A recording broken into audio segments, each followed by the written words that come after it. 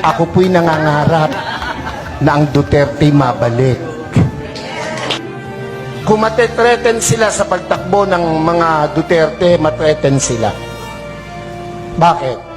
Matitino yung Duterte. Pansinin nyo, noong panahon niya na nakaupo, mga politiko'y takot na gumawa ng mali. Pati pulis, pati sundalo, takot. Aba, biglang,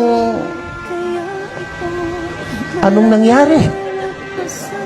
Ngayon ang mga kurakot mga nakaupo. Ako, tayo may hindi pinanganak kahapon. Alam natin yan. Bakit ang isang obispo ay sumusuporta sa ganito? Aba, hindi masamang mangarap ng pag-unlad ng pagkakaisa sa bansa natin.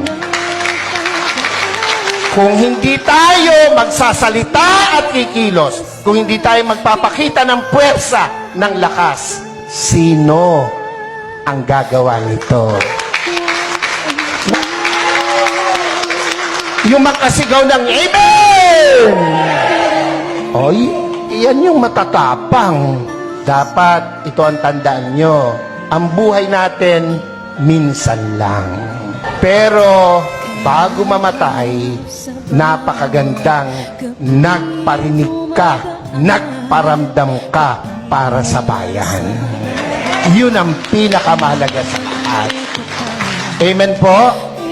Ako po hindi takot makulong, mabugbog, basta't iparamdam mo yung gusto mong iparamdam.